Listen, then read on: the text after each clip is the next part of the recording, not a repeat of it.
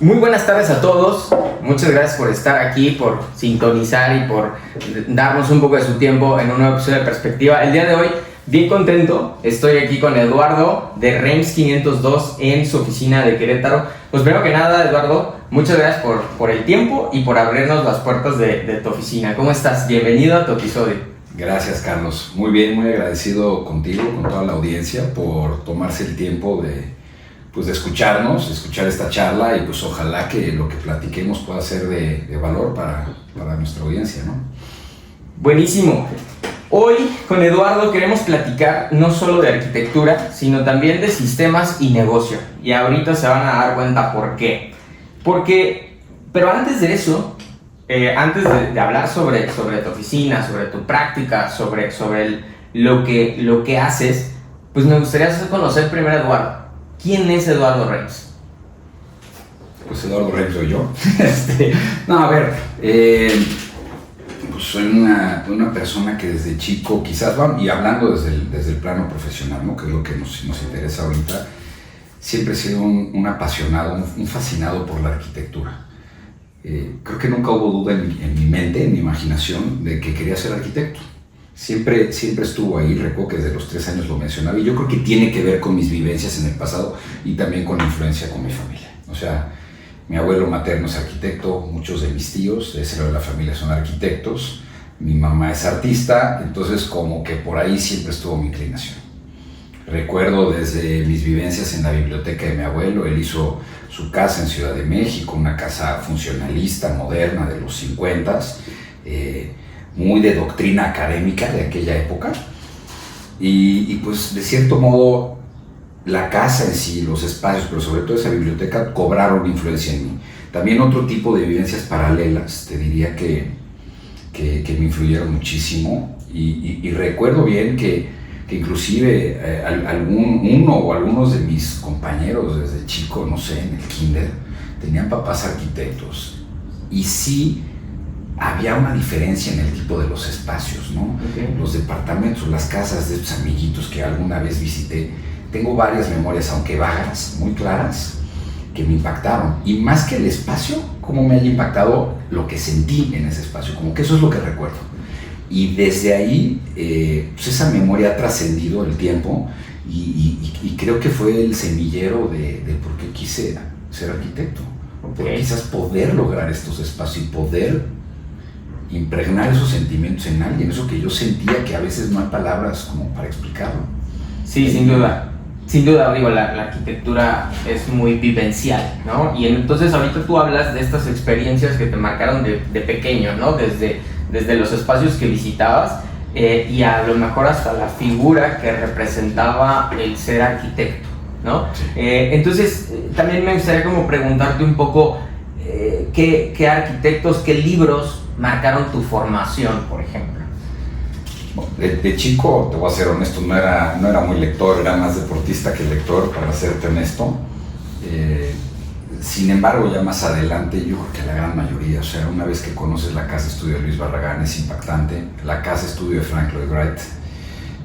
También te diría que como libros, El elogio de las sombras. Okay. Mis viajes, aunque no han sido muchos, pues sí he tenido la oportunidad de hacer algunos. Japón me marcó, Europa también. Entonces yo creo que en mis años de juventud, en donde quizás no, o sea, sí quería ser arquitecto, pero no lo tomaba tan en serio como ahora, sí estas experiencias y esos viajes empezaron a ser como los catalizadores de una motivación, incentivadores de una búsqueda personal hacia acercarme más a los libros o a una manera de aprender más autoimpulsada, ¿no? Ok. Ahora, me platicabas también, tras bambalinas, que empezaste a trabajar también muy joven, ¿no? Sí. Por una decisión propia. Sí. Y ahí me gustaría preguntar, bueno, pues, ¿cuál fue el gran aprendizaje que te dio la práctica profesional y más al alternarla con el estudio? Fue una inquietud personal, y te diría, me adelanto, que creo que ha sido una de las mejores decisiones intuitivas que pude haber tomado. O sea, mi creencia era muy básica en ese momento, creo que me ayudaría complementar mis estudios con experiencia práctica. ¿Y para qué invertir 5 años de estudios académicos para después invertir otros 5 años en experiencia práctica y, digamos, terminar a los 30 años con la experiencia que podría terminar a los 25? Entonces decidí hacer como esta especie de doble carril en mi formación profesional, lo teórico y lo práctico, y así me la llevé. Entonces esa fue como mi lógica, muy básica a esa edad. Me acerqué con el arquitecto José Luis Becerra, quien para mí aquí en Querétaro es una persona que admiro mucho, que estimo mucho, y que pues aceptó ser mi mentor, me aceptó en su despacho. Y aprendí muchísimo de él. Aprendí muchísimo en los primeros 2 años de mi formación. Después pude emprender, ahorita vamos para allá. Pero la realidad es que me cambió todo, porque pude empezar a tener una práctica profesional mejor informada desde una experiencia en campo. Okay. Eso me cambió. Porque una cosa es lo que se proyecta o se diseña en papel, ¿no? Totalmente. Pero otra visitarlo. Sí. Y eso es lo que tú hacías, pues, a diario. Sí. No, y de hecho, o sea, a ver, yo empecé aprendiendo, creo, más de obra que de diseño. O sea, mi actividad constructiva era más amplia en mis primeros años que mi actividad proyectual. Entonces, creo que me facilitó muchísimo el poder ser un diseñador con un criterio más claro, de mayor oficio al momento de proyectar. Es decir, ya estaba proyectando con nociones de cómo lo iba a construir. Okay. Entonces, eso como quiera, pues sentí que me hizo un diseñador más responsable y más conveniente, ¿no? Al momento de hacer mis proyectos. Claro.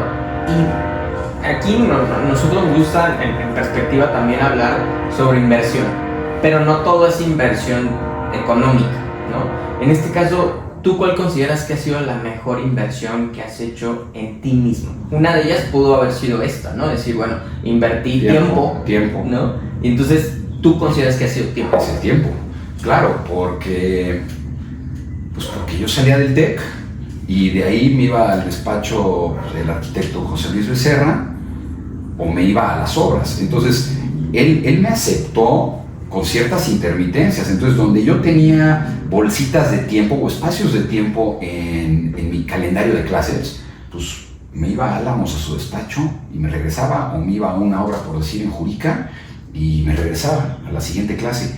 Entonces, pues mi inversión fue en tiempo, porque si no estaba en campo, estaba en la academia. Entonces, invertía el 100% de mi tiempo de lunes a viernes en el desarrollo. O sea, aceleraste tu curva de aprendizaje muchísimo. Sin duda. Porque como dices, o sea, pudiste haber tenido una carrera 100% teórica, por así llamarlo, y después pasar a la práctica, pero tú pues alternabas y entonces pues exponenciabas. Exacto, se vuelve como una especie de inversión de interés compuesto. Claro, ok. ¿No? Exacto, Okay. Es una manera de exponenciar el valor que obtienes de hacer ambas cosas al mismo tiempo, porque las estás retroalimentando, ¿no? Estás viendo unas situaciones teóricas, pero al mismo tiempo tú ya conoces las soluciones prácticas, entonces ya puedes empezar a conectar los puntos rápidamente. Por decir, la gran mayoría de las materias pues no necesitaba estudiar, o las materias relacionadas con la construcción, presupuestos, etcétera, pues no tenía por qué estudiar, porque ya estaba empapado o teniendo nociones prácticas. Entonces pues me era más fácil ir como confeccionando pues, esa parte, ¿no?, de la escuela. Tú ahorita mencionas, ¿no?, que estudiaste la carrera en el TEC de Monterrey, aquí en Querétaro. Yo hablo de que también las escuelas tienen enfoques, ¿no? En tu caso, ¿cuál es el enfoque que recibe, por ejemplo, un estudiante cuando decide meterse al TEC de Monterrey? O sea, ¿qué diferenciador hay con respecto a otras universidades? Bueno, yo creo que ese enfoque cambia universidad con universidad, y también en la misma universidad con el tiempo, dependiendo de quién sea el director o el decano de la universidad. En el tiempo en el que yo estuve en el TEC, yo te diría que la formación del TEC de Monterrey era muy técnica. Okay. O sea, sí era un enfoque que para bien, pues a mí, o sea, y prácticamente, pues, por suerte, conjugó muy bien con lo que yo estaba pretendiendo aprender en campo. Porque era hacer dibujos muy técnicos, era entender situaciones muy técnicas, poco conceptuales, poco abstractas. Se le daba más peso al cómo hacer que a la idea, que ya hablaremos de eso. Sin embargo, mi formación fundacional de cimientos pues fue técnica por los dos lados, ¿no? Entonces, en ese tiempo era una formación técnica. Creo que hoy no es igual. Tuve oportunidad de dar clases algunos años en el TEC, que disfruté mucho, y el enfoque ya es distinto. Sin embargo, a mí me funcionó muy bien. Ese momento. Pues ese momento, o sea, y sin ser una fórmula, creo que funciona. O sea, enfocarte primero en el cómo hacer, en el oficio, y después ya vas definiendo tu propia práctica. En una conceptualización o en un proceso más creativo intelectual. Ok. Ahora, hay algo también que me parece muy interesante en tu andar, en tu historia, y es que en algún momento pues decidiste pausar lo que estabas construyendo con tu oficina, que ya habías emprendido, para salir de tu entorno y estudiar en el extranjero. ¿Por qué decidiste abandonar todo, literalmente, pues para cursar una maestría en el extranjero, ¿no? Por loco. No, me empezó a dar como una especie de crisis de la repetición. Okay. O sea, si pudiera explicarlo en términos así simplistas, cuando siempre tuve la inquietud, las ganas y el gusto, o sea, es el apetito por aprender más. O sea, algo que nunca tuve en primaria, secundaria, ni preparatoria, en la escuela yo era pues, terrible. Mediano. Sin embargo, pues sí, o sea, a los que nos apasiona la arquitectura es, o sea, pues te absorbe y te encanta y quieres más y simplemente no tienes llenadera. Entonces, empecé muy chico, muy joven a hacer mis propios encargos a raíz de esta pronta experiencia práctica, que cuando ya tenía como 10 o 15 años de hacerlo, pues me sentía completamente ciclado, cansado, frustrado, como que dándole vueltas a lo mismo, como si yo acudiera a una especie de inventario recetario personal para llegar a la solución de cada uno de los proyectos que se me va presentando. Entonces yo solito me di cuenta o creé conciencia de esto. Entonces al entenderlo me di cuenta que no me iba a llevar a nada y que así podría pasar el resto de mi vida profesional, ¿no? Como que quizás en algunos casos no está mal, pero para mí no estaba bien. O sea, como que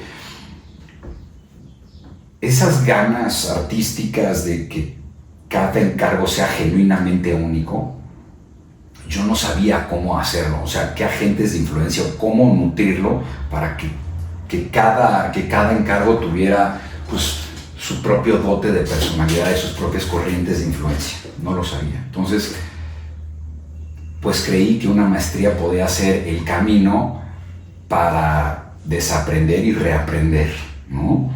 Y abrir una nueva vía de entendimiento a esto.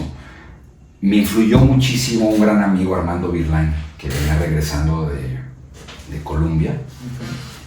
Y pues me platicaba su experiencia y no manches, a mí se me hacía agua la boca. Pues es que yo quiero eso, ¿no? Y desde mirar los gráficos que generaba y las explicaciones de que cada uno de los proyectos tenía y el cómo gestaba el proyecto y cómo los datos de influencia lo informaban y todo eso que medio entendía, pero pues yo no tenía ese set de herramientas prácticas para poderlo poner en marcha. Pues sabía que estaban ahí en la academia y quizás en estos lugares. Entonces yo creo que fue por ahí, ¿no? Que por Armando me contagió de su entusiasmo, me acabó de validar la idea de que necesitaba y quería una maestría, pues simplemente decidí hacerlo. Ya tenía 34 años. Okay. Y dije, pues ahorita o nunca, con casi 15 años de experiencia profesional. Y pues son esos saltos de fe que dices, a ver, si no lo hice ahorita, ya no lo hice. Claro. Y creo que no me lo perdonaría, entonces pues hay que hacerlo. Okay. Ya me aventé y dije, pues ni modo, cual sea el daño colateral de esto, pues ni modo, o sea... Es un riesgo que tengo que asumir. Es un riesgo que tengo que asumir y que debo de asumir porque me encanta la arquitectura y me encanta el poder saber que lo estoy haciendo lo mejor que puedo. Y para poderlo hacer, pues creo que debo de aprender, reaprender. Entonces ahí decidí pues poner en pausa o simplemente suspender, ¿no? mi labor profesional, los encargos que estaba haciendo, todo, y pues abrir un nuevo capítulo en mi vida que yo no sabía en qué iba a parar, o sea, si iba a regresar a México, me iba a quedar allá, me fui como libro abierto, o sea, dispuesto a todo. Ahora, ¿cómo reaccionó tu entorno? Pues, a ver, pues con aceptación. O sea, la realidad es que no quisiera entrar en los detalles, pero pues obviamente hay las voces que te apoyan, hay las voces que te cuestionan, te dicen, pues estás loco, ¿para qué vas esto? Si ya lo que estás haciendo está muy bien, mira, te está funcionando. Ya tienes un despacho. Ya tienes un despacho, ya tienes trabajo, ¿para qué negarlo? Vas a perder la inercia y vas a perder los clientes. Y sí perdí la inercia, y sí perdí los clientes, y me tomó probablemente otros 8 años recuperar la inercia, pero no me arrepiento en el minuto.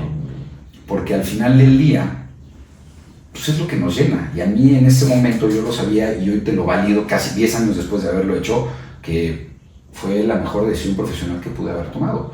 O sea, ese rezago que me generó quizás en mi curva de profesional, quizás de económica, ¿no? De percepción de ingresos, ahora la forma en como proyecto, en la plenitud que siento al hacerlo, el conocimiento que creo tener, pues no tiene precio comparado con haberme quedado amarrado a la silla haciendo exactamente lo mismo.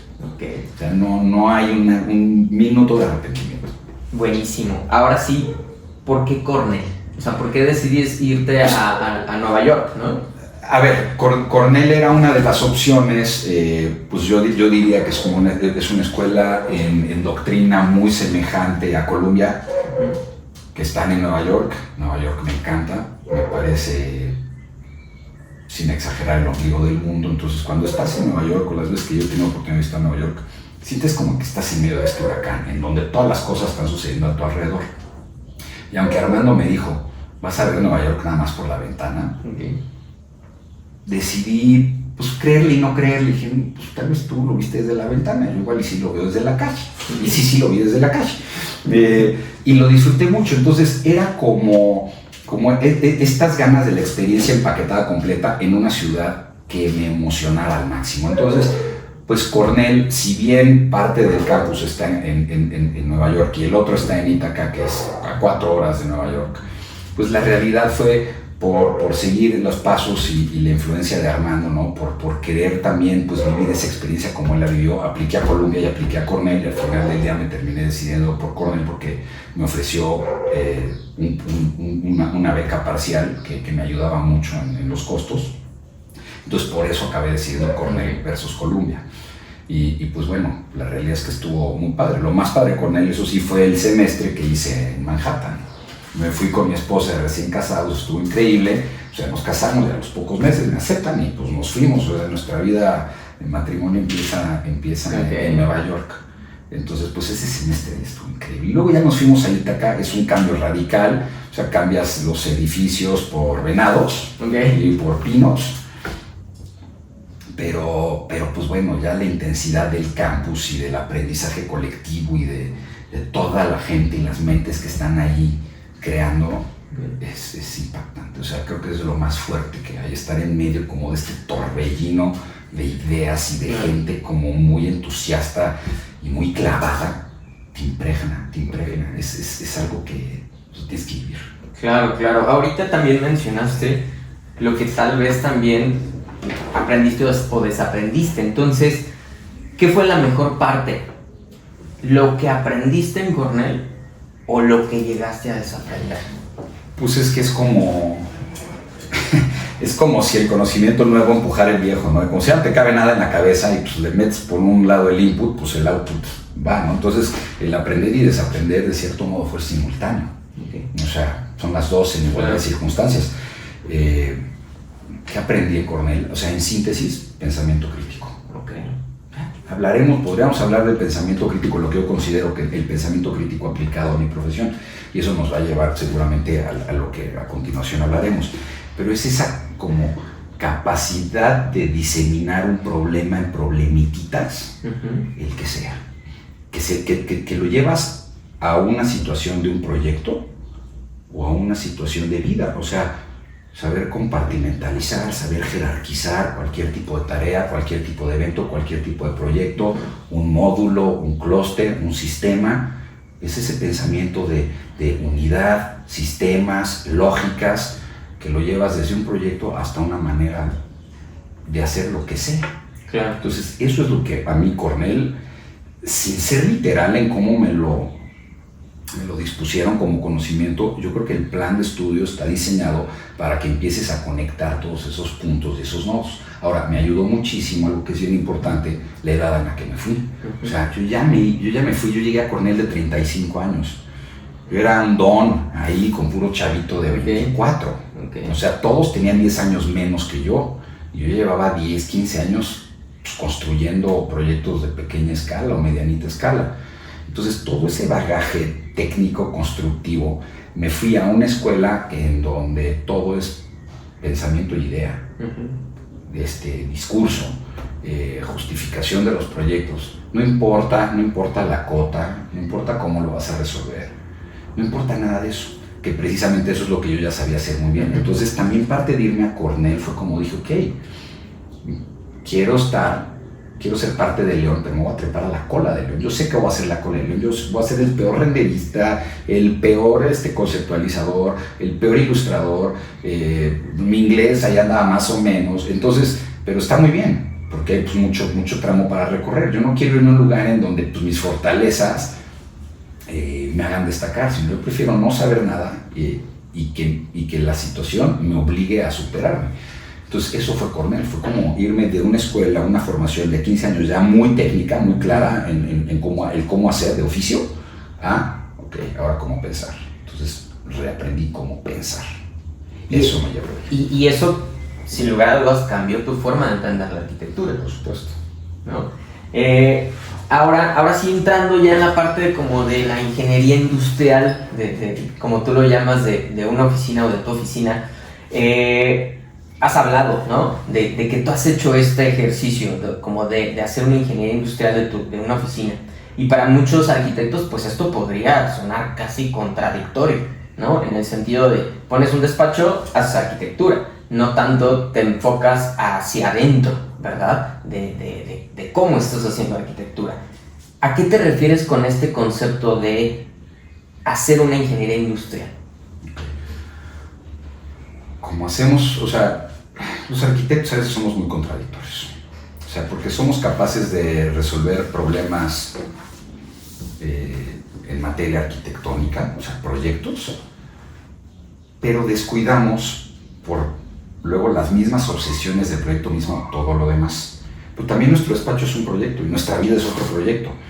Pero no estamos proyectando, así como diseñamos un proyecto arquitectónico, pues esas otras esferas de nuestra vida que complementan la arquitectónica. Entonces, yo sentí que yo estaba en un desbalance, ¿no? Y la mayoría de mis compañeros, colegas, pues también vivimos en un desbalance. Es muy normal decir, no, hombre, la vida de arquitecto que te espera, vas a vivir desvelado. Pues sí, no. O sea, yo como que siempre decía, ¿y por qué tengo que vivir traqueteado y maltratado, ¿no? O sea, eso lo único que hace es, pues, te lleva un deterioro hasta que simplemente tiras la toalla y se acabó, ¿no? Entonces, inclusive alguna vez un cliente me dijo algo que se me quedó muy grabado, que lo que te guste, no te disguste. A ver, y la mayoría de los arquitectos luego, esto que tanto nos gusta, nos acaba disgustando. O sea, y en pláticas en corto con las mayores dicen, híjole, no manches, yo ya le doy la vuelta a la construcción, qué horror, es espantoso. No, pues proyectar también es un tema. Entonces, es un tema complicado. Ahora, Cornell me dejó como la semillita de los sistemas, ¿no? O sea, Cornell me enseñó en lo arquitectónico cómo poder, yo lo traduzco así, cómo poder hacer un proyecto de mediana a grande escala. Porque yo hubiera empezado antes, ¿no? Un proyecto y empiezas como pues, por casi que concéntricamente empiezas a proyectar el centro y casi que vas agregando componentes y de repente a ver en dónde paras. Es al revés, o sea, ves el todo y simplemente lo vas partiendo en fragmentos y vas entendiendo si esos fragmentos son compatibles o vas diseñando una unidad y esa unidad es escalable, entonces te genera un clúster y esos clústeres te pueden generar un sistema y el sistema, de acuerdo a ciertas lógicas, opera, funciona, se distribuye y se acomoda, ¿no? Entonces, esa manera de pensar, pues, ¿por qué no acarrearla a un despacho? O sea, hay módulos en el despacho, hay acciones que son repetibles, hay acciones que son transferibles, que no necesariamente tienes tú como arquitecto, quizás titular o director del despacho hacer una y otra vez. Pues la respuesta es que sí. La respuesta es que sí. O sea, sí hay muchas cosas que simplemente si haces bien una vez, las repites. Así como cuando calcula los despachos, por decir, ¿no? Los planos de los calculistas, todos subcontratados calculistas, pues los bloquecitos de los armados son idénticos, ¿no? Entonces, ¿por qué no tenemos ciertos bloquecitos nosotros? Claro. ¿Y por qué no tenemos ciertos templates nosotros? Y hasta manera de acomodar la información. Yo me acuerdo que en la carrera era la típica de trabajo en equipo, ¿no? ¿Y quién tiene la versión final? A ver, ahí te va, pero ya le voy a llamar final para que nos termine. Órale, pues échamelo. Entonces te pasa el USB con el final. Ya le hice un ajuste, ahí te va la final. Y luego te la regresan y literal dice final, lo prometo es la última. Y entonces, para imprimir. Entonces llegas a un nivel de nombramiento hasta de archivos ridículo, de risa, que dices, eso no puede ser en el despacho. Y en un despacho, ahí te mando por WhatsApp el archivo y te lo mando por mail. La merma, la grasa en tiempo que hay ahí es increíble. ¿Por qué no mejor te sientas un día entero y decides con tu equipo a partir de ahorita cómo se van a nombrar los archivos? Y el que es secuencial, ¿cómo se llama? 01AXREF o 01-IHS. Y haces un sistema de nomenclaturas, haces un sistema de organización de folders, carpetas, todo, lo subes a una red y a partir de ese momento todos trabajamos bajo las mismas legislaciones. No manches, eso en el tiempo ahorra. Te ahorra gente, te ahorra costos y pues, te hace más eficiente. Entonces, ese tipo de acciones y de pensar y de actuar, pues obviamente acumulado a la vuelta de 10 años, pues te ayudan a tener un despacho más ordenado, más estructurado y más práctico. Entonces, siempre creí que así como haces esto de las carpetas o de las nomenclaturas de los archivos, pues también puedes hacer bloques dinámicos en AutoCAD, puedes hacer bloques tridimensionales, acciones que se repiten. Es nada más pensar, ok, si esto se va a repetir, le voy a dedicar el doble de tiempo una vez, pero nunca más. Entonces, no 100 veces. No 100 veces vas a dibujar el mismo plano de la cisterna, el mismo corte por fachada, el croquis, ¿no? O sea, porque habemos los que no manches ya por la histeria y la velocidad, haces ese croquis y volteas para atrás y has hecho ese croquis 20 veces en tu vida. Pues un día trata de separar un ratito y dibújalo perfecto junto con tu equipo, haz un plano impecable y nunca más vuelves a saber de ese detalle. Y así, y entonces con el tiempo vas acumulando detalles, nomenclaturas, hasta el grado en el que tienes un despacho en donde lo que puede ser repetido, replicable, es replicable. Aquello que no, como la concepción de un proyecto, el proceso artístico creativo de origen, semilla, pues ese sí tiene como su intuición, su momento, su genialidad, sus influencias. Ese no es replicable. Okay. Pero todo lo demás sí, hasta la forma en cómo presentas un proyecto, cómo es la lámina, cómo van los títulos, cómo van los subtítulos, cuál es la tipografía, todo eso no tienes por qué reinventarlo cada proyecto ni hacer el templete una y otra vez. Todo eso es tiempo y eso es algo que los despachos, siento incluido el mío, no nos detenemos a cuestionar y nada más estamos en la vorágine del tiempo tropezándonos y sobreviviendo cuando estamos haciendo lo mismo una y otra vez. Claro. Entonces si quitas todo eso del camino, sales a las 6:30 de la tarde. Okay. Empiezas a organizar tu tiempo, tu vida, tu empiezas a tener también, exacto, pues más espacio para respirar, para una vida fuera del despacho y sobre todo también para delegar, para poder construir un equipo. Porque si no haces esto, es bien difícil poder empezar a empoderar un equipo. O sea, construir un equipo en un despacho de arquitectura es complejísimo por tantas variables que hay, ¿sabes? O sea, cada proyecto es único, cada proyecto es irrepetible, entonces cada proyecto tiene sus situaciones únicas. Y también a lo mejor por tan cambiante que puede ser el equipo de trabajo, ¿no? Tan fluctuante, o sea, claro, entonces imagínate, algo que lo que yo me topé, ¿no? Y todos nos topamos es, híjole, tengo este equipo o estos colaboradores estrella, pero pues el colaborador estrella también tiene derecho a emprender, a irse a viajar o a simplemente cambiarse de ciudad o de profesión o de lo que quiera. y que a ti no te deje tirado. Porque pues sí, o sea, tú estás agarrando encargos, estás creyendo que la barca se va a mantener estable. No, el único que está en la barca estable eres tú, porque todo lo demás se muere. Claro. Entonces, en un libro que leí, que se llama El E-Myth, que a toda persona que tenga oportunidad de platicarle y compartirles todo se lo recomiendo, ya lo escribirás ahí claro. en tu podcast. Ese libro te dice algo muy importante, es el cómo hacer con gente ordinaria cosas extraordinarias, contrario a buscar o depender de gente extraordinaria para hacer cosas ordinarias. Es a la inversa. Entonces, pues cuando la mayoría de los procesos o protocolos que llevas en el día a día los escribes, los bajas, los documentas y los compartes, pues si esta persona, que con el tiempo se volverá muy importante en tu organización, se va y llega otro a llenar la silla, en una semana está al día y ya sabe cómo hacer porque las cosas están ahí ya organizaditas. Entonces, no te tumba el despacho, no empiezas de cero, porque eso les pasa a la mayoría. Entonces, ya la reacción natural con el tiempo es, tiro la toalla y ya mejor me vuelvo taquero o me vuelvo lo que sea, ¿sabes?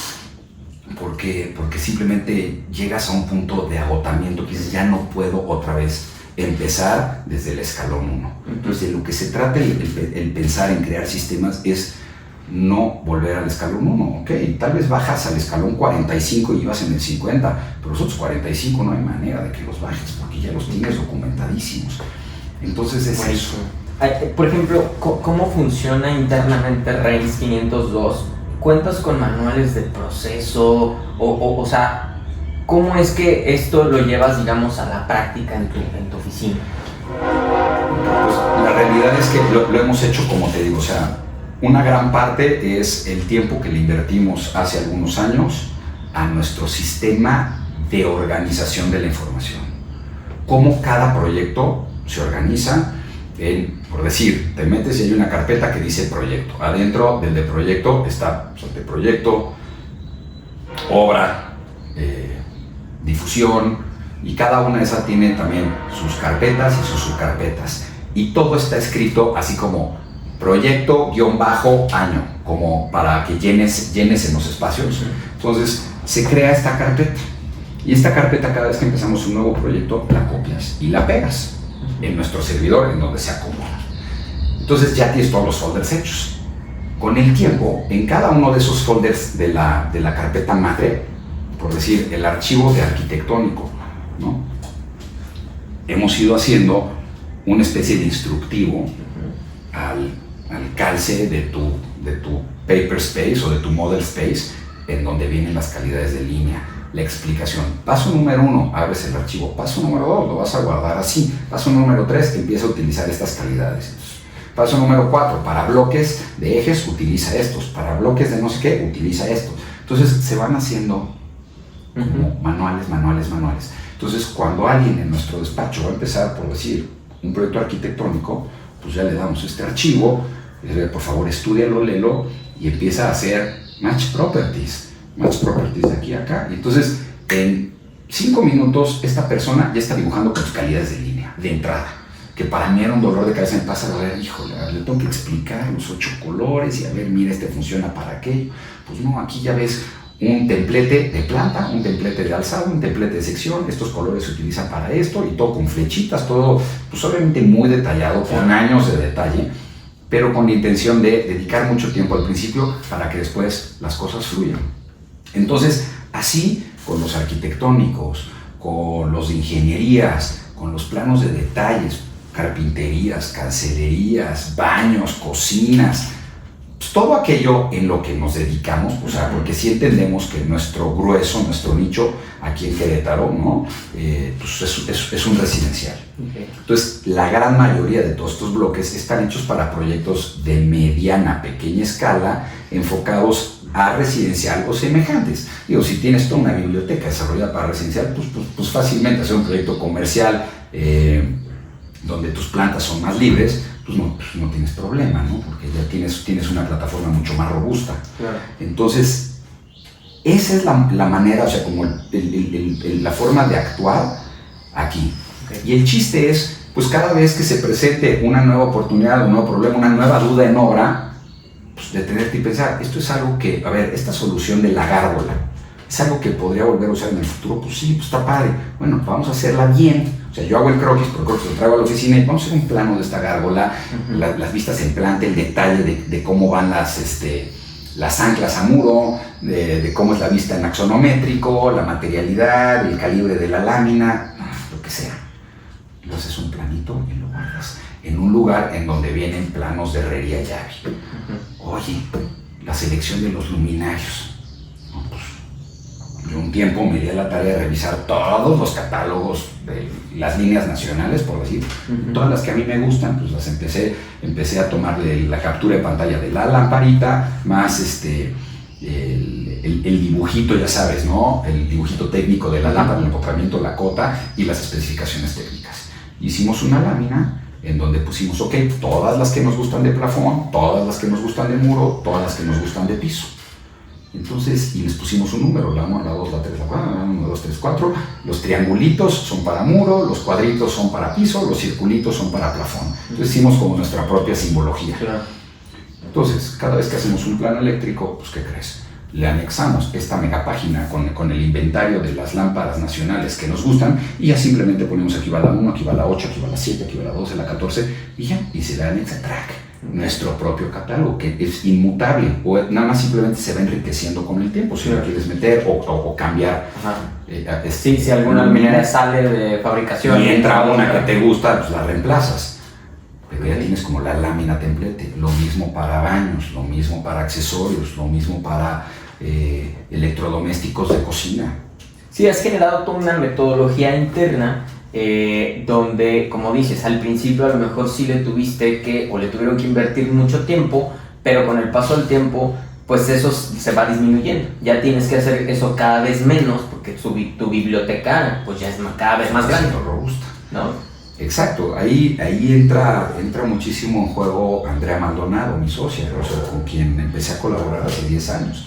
Entonces, pues, yo justo venía regresando a la maestría, nos conocimos por un concurso y pues vamos, ella como que traía el mismo chip y la misma forma como de abordar y también esta formación como técnica desde la postura del arquitecto y pues a ella como que le empecé a compartir estas inquietudes que yo ya traía y juntos empezamos a desarrollar toda esta metodología y fue ella quien ha dedicado pues, todo su tiempo y todo su empeño en hacer estos exquisitos manuales que continuamente se siguen retroalimentando, ¿no? En los últimos 7, 8 años. Ok, bueno. Entonces es como esta bola de nieve, ya sabes. O sea, al principio es difícil verla porque pues tienes que empezar por una semilla, pero de verdad el tiempo pasa tan rápido que ahorita nosotros volteamos y dices, hace 10 años o 7, 8 años empezamos con esto, pues ya ahorita está padrísimo. Claro. O sea, y no le quita que llevar un despacho de arquitectura es difícil y tiene muchos retos, pero híjole, todas esas cositas del día a día que son la diferencia entre quizás estar estresado a volverte loco, esa es la diferencia. Ahora, ¿cómo equilibran en su oficina la estructura y la creatividad? Sí, porque tú también ahorita hablabas sobre, bueno, una cosa es pues cómo generar los planos, pero cuando se va a conceptualizar un proyecto, pues ahí sí es una metodología diferente, entiendo. Pues es que son complementarias porque como te digo, o sea, el proceso de gestión, de conceptualización de un proyecto, ese es un proyecto que nace desde lo individual, en diálogos o internos o colectivos, análisis de situaciones contextuales, conocimiento del mismo cliente o los clientes. O sea, aunque son pasos que son claramente discernibles como un listado, pues los agentes de influencia no, y la forma en cómo terminas llegando al proyecto, pues no, o sea, cada arquitecto, o sea, yo creo que no hay arquitecto que te diría es un proceso lineal, es un proceso de vaivén, o sea, tridimensional, en donde pues, acabas llegando a algo. Ese algo, esa nube, ese anteproyecto de arranque, es el que puedes meter en una especie de banda y en esa banda muchos detalles como el electrodoméstico, la grifería, lo van retroalimentando. Porque pues, no necesitas reinventar la grifería en cada proyecto, ni reinventar las calidades de línea. Esos ya son un given. Entonces, ese es el given que nosotros que entendemos como, te digo, como esta puerta en donde entra la nube conceptualizada y la metes en una banda y dices adiós. Okay. Entonces, el equipo, con todas estas herramientas, puede irlo perfeccionando, irlo ya haciendo muy técnico.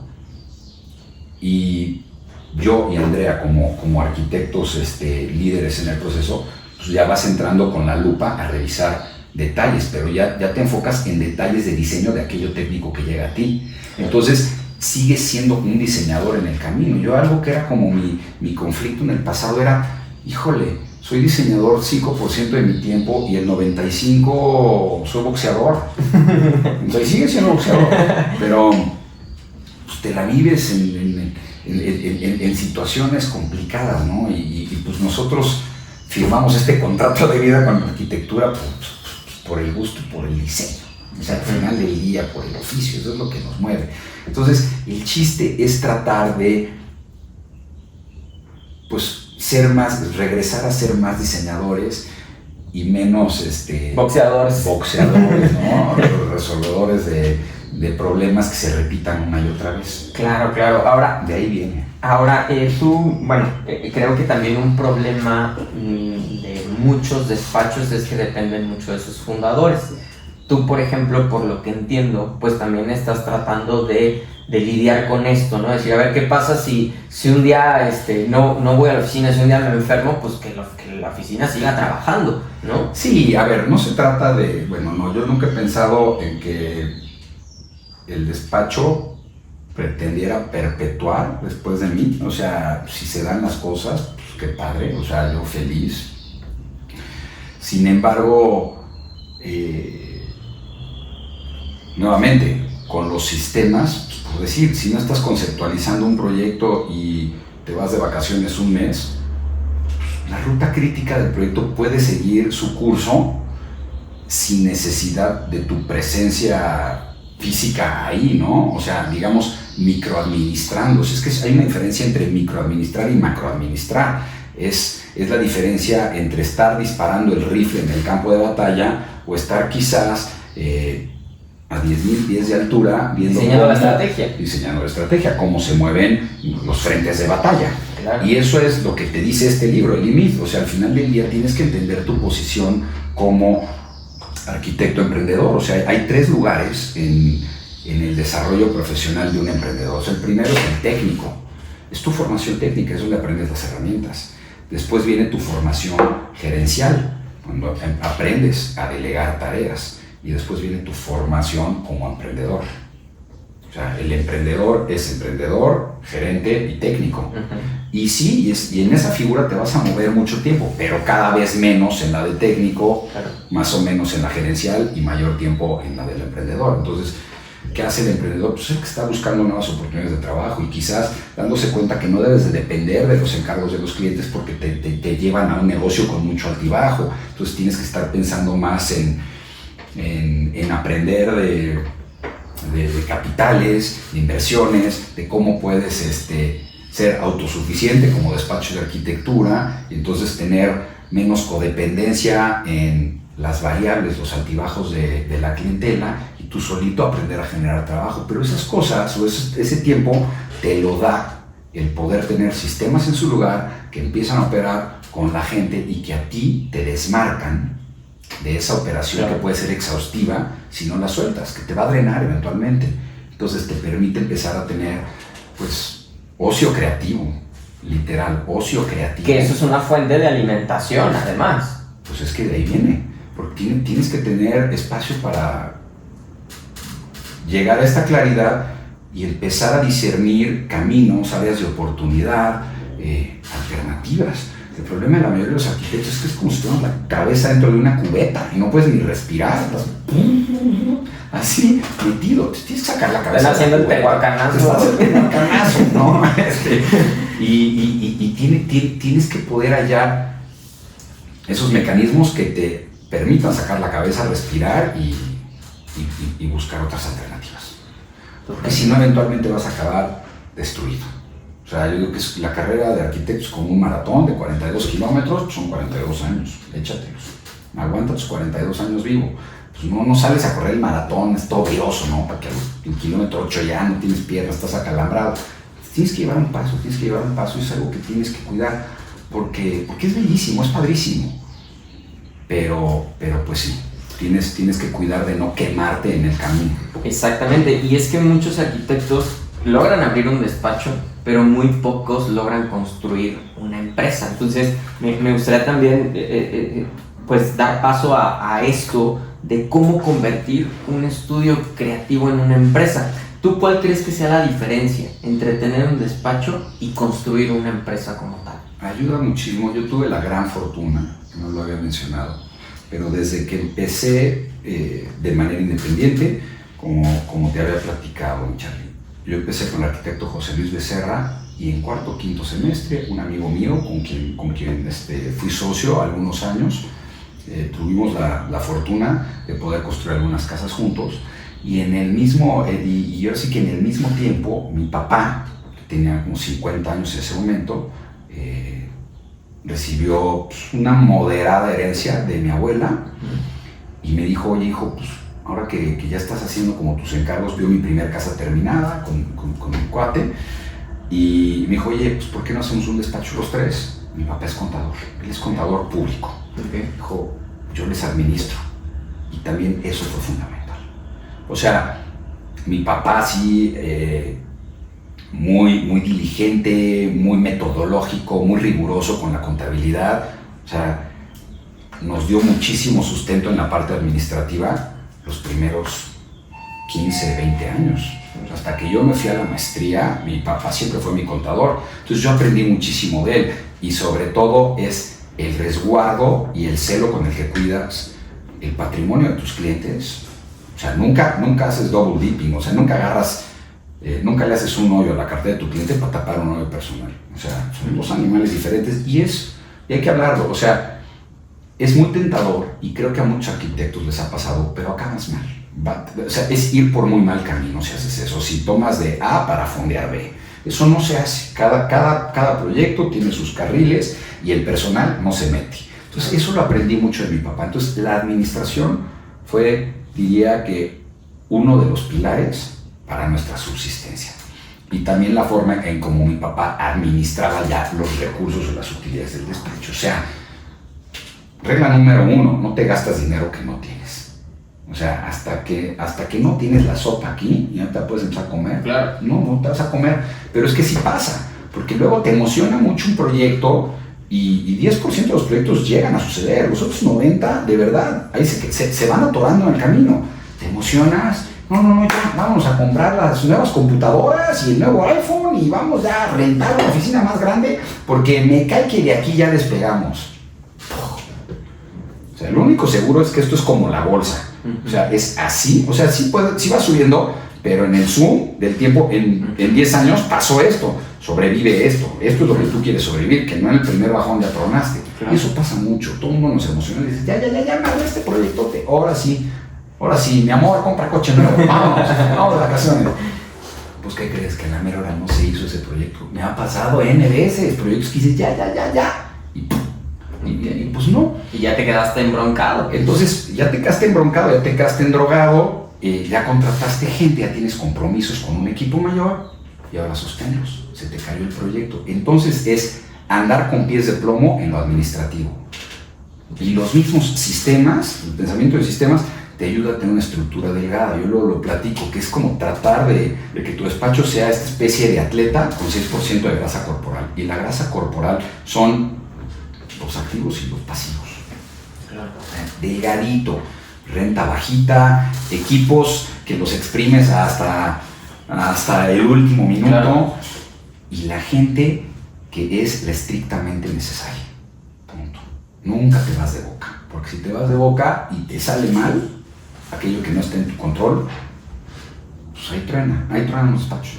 Sí, porque en este afán de a lo mejor decir, no, ya tengo un despacho grandote, tengo 20 personas, para la nómina. No, y el despacho, exacto, el despacho grandote o el orden, ¿no? Qué padre, mira, ve todo lo que tenemos. a mí me llegaba eso. ¿Cuántas personas tienes en tu despacho? Pues, ¿qué? O sea, ¿vale más por las personas que tengo? No, yo tengo bien poquitas. Somos 5, somos 6. Pero 10% de grasa corporal, te diría, ¿no? O sea, tratando de mantenerlo así como muy a dieta, muy fit. Okay. Entonces, pues ese es un consejo que yo les daría, ¿no? Buenísimo. La administración, una administración muy rigurosa, consciente, austera, en el sentido de no irse de más, frugal. Creo que frugal es una palabra muy correcta. Frugal es ser como muy cuidadoso con los recursos que se tienen. Okay. Y ya. Ahora, ¿puede una oficina vivir solamente de diseñar o debería de generar nuevas líneas de negocio o fuentes de ingresos? A ver, esto es una pregunta bien interesante. Diseñar te refieres a proyectar sin construir. Ajá. O sea, la figura del arquitecto, como la entendemos o como la idealizamos, es pues, este Howard Rourke que proyecta y el contratista se encarga y se edifica y queda increíble. Pues la realidad, al menos en mi experiencia, viviendo en Querétaro, que es una ciudad pequeña, una provincia, ya ni tan provincia, en el panorama nacional. Vivir de proyecto, vives, pero no creas riqueza y no empiezas a generar, no te da para generar un patrimonio que después tú puedas reinvertir en tus propios proyectos. O sea, digamos que te da para salir con tus necesidades, pagas tu renta o pues puedes estar casado y vivir así justito y ahí te la vas llevando, pero tienes que ir proyecto tras proyecto. Entonces, no, la realidad es que yo intenté, o sea, yo como te platicaba, yo proyecté y construí la primera quincena de años de mi vida. Después regreso al Cornell y dije, yo soy un diseñador, yo ya no me voy a meter en las broncas de la construcción, antes de que entrara con el rollo de los sistemas. Ya no puedo chiflar y tomar pinole al mismo tiempo, esto está de locos. Dije, ya no voy a construir. Y me acuerdo que mi papá me dijo, ¿estás loco? ¿Qué vas a vivir de mis proyectos? Dije, no creo. Le dije, sí creo. Okay. Conocí a Andrea y vivimos, ¿sí? 8 años haciendo proyectos, ¿no?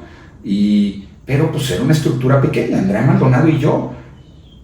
Pero pues yo también ya estaba casado y de repente ya empieza a tener necesidades pues mayores, ¿no? Casado y con hijos, entonces dices, oye, pero yo no puedo elevar mi ingreso porque simplemente no puedo hacer más proyectos y aunque tengo sistemas, pues el proceso creativo me lo impide y el margen de utilidad que yo agarro de un proyecto pues, tampoco me permite esa elasticidad.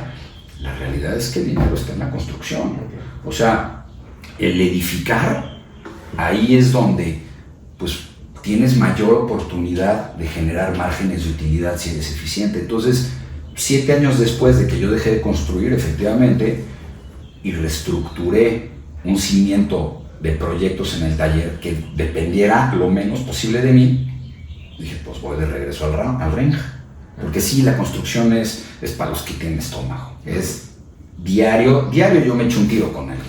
Diario. Es con el estómago encebollado, como dicen, ¿no? Pero también es padrísimo.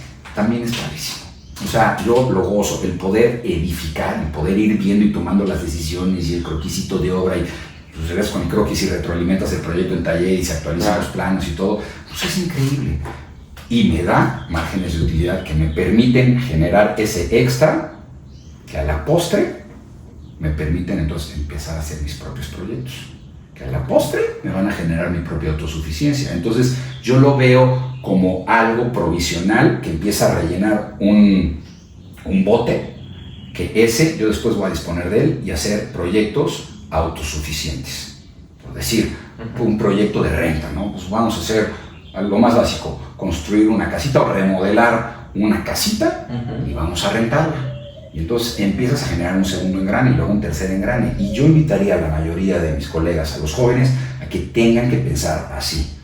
O sea que la profesión de arquitecto te da para vivir, pero no te da para generar riqueza. Al menos no como yo lo he vivido hasta ahora y no como lo veo en la gran mayoría de mis amigos, colegas y arquitectos que estimo y admiro, con quienes he tenido oportunidad gracias a Casa de Arquitectura, con Poncho Garduño, claro, de acercarme y tener un diálogo con ellos. La realidad es que la gran mayoría están batallando. Entonces, para mí es bien importante el poder compartir el cómo juntos tratar de, pues de batallar con lo que nos toca batallar, pero con lo que no, o sea, pues los ingresos, una subsistencia justa, pues no. Entonces, por eso para mí es bien importante el poder hallar en la construcción o en estas prácticas, pues ese extra que cuando mis turbinas empiecen a desacelerar a los 50 años que ya estoy a la vuelta de la esquina, pues pueda depender de ellas. Porque también esa fuerza del desvelón del arquitecto, ¿no? Que todos hablamos, pues te dura un tiempo y después de eso o truenas y lo dejas, o simplemente supiste agarrar el vuelito para la siguiente ola. Y yo lo veo así, es como ir agarrando olas. Claro. Sí, o sea, como ya nos dijiste, a ver, si quieres vivir de diseño, tal vez puedas vivir, pero vives con ciertos límites, ¿no? Te da para papear. Ajá. Entonces, el negocio está en la construcción, digamos, ¿no? Sí. Pero también tú ahorita hablaste de, bueno, vamos a hacer proyectos como propios, ¿no? O autosuficientes. Sí. Entonces, esa es otra como línea, ¿verdad? Que tú has generado. Yo diría que es como el tercer escalón. Ok. O sea, primero proyectas, luego construyes y después autoconstruyes. Ok. Te autoempleas. Ajá. Porque ahí es muy divertido ya, porque pues son tus propios recursos que ya tienes experiencia administrando, ya tienes experiencia proyectando, entonces pues tú solito hasta seleccionas en qué lo vas a invertir, Claro. porque también los años te van dando mucha noción de que sí, que no, dónde hay mayor rentabilidad o elasticidad, cómo ser eficiente con los recursos, cómo poner acabados económicos, pero hacerlos lucir. O sea, pues todo eso los años te lo van dando y lo vas aprendiendo. Entonces, pues, cuando tú ya solito puedes decidir sobre eso, pues es padrísimo. Sí, porque es tu propio cliente. O sea, Eres tu propio cliente y luego hasta cómo tú haces el corretaje de tus propias propiedades, la promotoría. Claro. O sea, todos entendemos cómo hay que fotografiar un proyecto, cómo hay que mostrarlo, cómo hay que explicarlo. Claro. Pues qué pasa si ese es tu propio proyecto para comunicarlo a un tercero que quieres que te compre o que te rente O que te invierta, ¿no? Por ejemplo. o que te invierta. ¿No? Digo, pensando en decir, bueno, quiero desarrollar, pero yo no tengo todo el capital. ¿Cómo le hago? Bueno, Exacto. Entonces, y ahí pues ya siento que es otro escalón. ok. Es otro escalón. Ok, ¿y cómo tú crees que se pueden identificar nuevas líneas de negocio también sin perder identidad? O sea, en el sentido de, a lo mejor, Range 502 es una oficina de arquitectura, sí, pero a la vez tiene diversificado fuentes de ingresos, ¿no? O sea, no pierde su identidad. Pues exacto, no pierdes tu identidad en donde nosotros creemos en que cada proyecto es único, es irrepetible y debe de responder a las situaciones contextuales únicas de cada sitio y de cada usuario, ya ni digamos cliente, de cada usuario. Entonces, atendemos y creemos que cada proyecto tiene su solución única, para no elaborar más en el tema. Entonces, esa es nuestra verdadera identidad, dar una respuesta genuina a cada problema arquitectónico que se nos presente. Punto. Ahora, eso no está peleado con, en una subcapa, pues queremos sobrevivir el maratón de los 42 kilómetros. ¿Cómo sobrevivimos los 42 kilómetros? Pues como si fuera un banco, abriéndole más patas, ¿no? Y si de repente la pata de la clientela está floja porque vino una pandemia, porque simplemente estamos viviendo en un marco de incertidumbre global o nacional, bueno, pues las otras patas, ¿qué están haciendo? No, pues una pata es proyectos inmobiliarios, ¿no?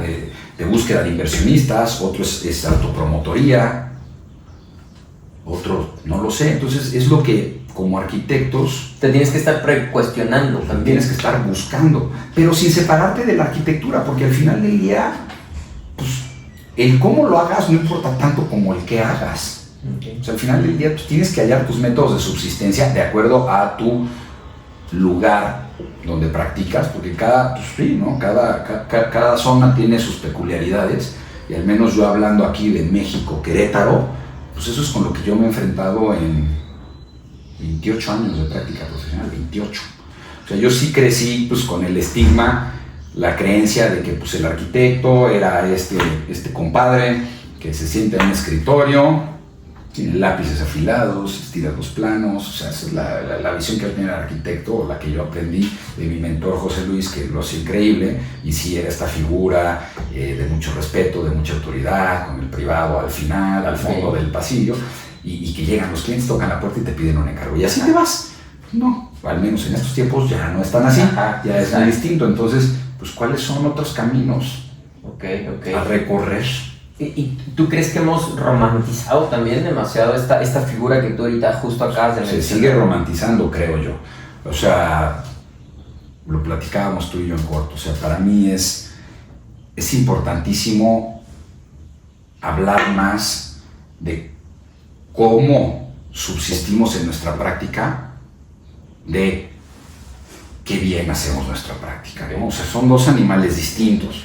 O sea, vamos a dejar sentado que todos somos buenos diseñadores. Ya, todos somos buenos diseñadores. Pero la diferencia es entre aquel que tú tiene la capacidad de permanecer en el tiempo, seguir mejorando en su práctica, seguir enamorado de la arquitectura, seguir creciendo en la arquitectura. A mí me interesa que me hable de qué ha sido aquello que lo ha sostenido para llegar a los 50 años de edad haciendo estos magníficos proyectos. Los proyectos magníficos los hace gracias a su empeño, a su talento y todo su set de habilidades. Pero hay algo abajo que lo sostiene, que se habla poco. Eso es lo que se tiene que compartir. O sea, y en la gran mayoría, pues, de las conferencias que escuchamos, pues hablamos nada más de la superficie, de lo vanaglórico, de, ay, sí, wow, está increíble, qué encargo, qué padre, lo solucionaste, no, hombre, todo tu set de estrategias de diseño, fascinante, ¿no? La materialidad, ¿no? Pues increíble, ok, pero en corto a mí las preguntas que me interesan a mí es cómo has llegado hasta donde has llegado, ¿Cómo tuviste ese cliente o cómo obtuviste ese proyecto? ¿Cómo has sobrevivido a los altibajos? ¿Has tenido altibajos o simplemente, háblame con la verdad, tienes un sustento económico, tienes otras fuentes de ingreso que pues obviamente no tienes por qué mencionar, pero tienes otras fuentes de ingreso que te dan la plataforma para ser un arquitecto de hobby? Porque, a ver, no voy a decir no, pero la vez pasada tuve la oportunidad de platicar con un conferencista y lisa y llanamente me dijo, a ver, la arquitectura es mi hobby, yo vivo de la docencia. Pero su conferencia fue acerca de su arquitectura, ¿no? Y pues hace 3, 4 proyectitos cada N años. Y pues yo saco las cuentas, no me da para mí. Y la verdad, no, a ver, yo soy docente, yo me dedico a la docencia y literal, palabras suyas, me dijo, la arquitectura es mi hobby. Y dije, pues I rest my case. O sea, sí, pero hablemos con la verdad, sobre todo para los jóvenes, para que se deje de romantizar la idea de que todos van a poder tener su despacho y de que todos van a sobrevivir en el tiempo. No, es un porcentaje chiquitito. O también de que todos tenemos que hacer lo mismo. Y de que todos tenemos que hacer lo mismo. No necesariamente. No, al final del día es mejor entendernos como diseñadores o solucionadores de problemas y todos son igual de válidos y de valiosos, ¿no? Y creo que, pero sobre todo esto, que muchos de los jóvenes que luego se ven influenciados por las conferencias que escuchan, que no nada más se dejen llevar por los matices de lo atractivo, que es pues, ver estos super encargos terminados, materializados, y que es a veces más importante entender el cómo puedes construir la plataforma que te vaya conduciendo allá, o el andamiaje que te vaya llevando allá. Esos andamios es de lo que hay que hablar. Si mañana tuvieras que empezar de cero, sin contactos ni oficina, Eduardo, no sería arquitecto. ¿Qué harías primero? Si mañana tuviera que empezar sabiendo lo que sé. Ajá, sí, o sea, desde cero, a lo mejor sin contactos, sin una oficina, pero sí ya con todo el bagaje que tienes actualmente. Ok. Bueno, empezando de cero, pero sí con mi portafolio de trabajo, pues exponer el portafolio de trabajo, asumiendo que no tengo recursos propios. Con mi portafolio de trabajo buscaría levantar capital, ya me iría directo al capital, a buscar capital. A veces es más fácil encontrar capital que encontrar clientes. Eso de verdad o sea, es más fácil encontrar dinero que encontrar clientes. O sea, las personas, la gran mayoría de las personas que tienen recursos simplemente buscan un rendimiento mayor al rendimiento básico que te dan fondos gubernamentales, deuda de gobierno, inclusive ETFs o acciones, no lo sé, de riesgo. Pues buscan dónde poner su lana y que pueda pues, generar mayor rendimiento. Entonces, es que ahí lo que tú estás haciendo es cambiar un poco la pregunta, ¿no? En el sentido de, en lugar de contrátame, es confía en mí, ¿no? Porque mira, tengo esto que puede ayudarte. Sé hacerlo y mira, sé hacerlo, propongo en este lugar hacer esto. Exacto. Y los Te traigo este proyecto. Y los números dan así. Y sin que lo sobrecomplejices mucho, ¿no? Los números dan así. ¿Qué te parece si lo inviertes? Y yo creo que podemos tener un rendimiento así. Yo creo. Nunca tampoco. O sea, también es nada. No, porque pues, se te atraviesa una pandemia, por decirlo así, y no. O sea, es capital valiente, como dice mi querido Juan Carral. Es capital valiente, pero pues, siempre hay valientes dispuestos también a invertir o a apoyar o a arriesgar cierto porcentaje de su todo. Claro. Entonces, siempre hay un tío, una abuelita, un papá, una mamá que tiene unas cañiquitas, unos amiguitos y un poquito de todos y haces un proyectito. Y si es un caso de éxito, pues te vas a 2 proyectitos. Y así, sin aborazarte, empiezas de nuevo, como me preguntas, desde la nada, a generar un inventario. Okay. Sí, así lo haría. Pues ya nos estamos acercando al final, Eduardo. Ha sido una charla bien interesante donde hemos hablado de muchas cosas, pero no nos hemos clavado o enganchado en la arquitectura, sino hemos nosotros también diversificado la conversación. Y ahora, en esto ya para finalizar, me gustaría, nos escuchan jóvenes y demás, ¿qué habilidades crees tú que serán indispensables para la siguiente generación de arquitectos? O sea, tú decías hace un rato, o sea, has sido docente, ¿no? Las escuelas son diferentes, los alumnos son diferentes y la arquitectura es diferente hoy en día. ¿Tú qué crees que debería hoy un estudiante, además de los básicos, ¿no? De ir a una escuela, pero qué otra cosa debería estar alimentándose un joven? Un joven arquitecto y un joven, yo creo cualquiera, ante, pues digamos, el desconocimiento de lo que hay frente a nosotros, o sea, cómo se van a desarrollar la ciencia, la tecnología, la inteligencia artificial, qué va a pasar en 10 años, yo creo que en lo que debemos de concentrarnos es en pensamiento crítico, en ser capaces de hallar alternativas, de conectar los famosos puntos, ¿sí? Y hallar caminos en la situación, en el terreno que se nos presente. O sea, yo creo que es pensamiento crítico más allá que hablar de no, pues yo te recomendaría que vayas a la obra a temprana edad o que aprendas a dibujar o que aprendas a modelar. No sé a dónde va a ir la tecnología y qué soluciones va a poner frente a nosotros, pero si nosotros tenemos esa capacidad de pensamiento crítico, de estar un paso adelante de la máquina y utilizar las máquinas en nuestro favor para cualquiera que sea nuestro propósito o fin, ya estamos del otro lado. Entonces es esa capacidad de poder utilizar las herramientas.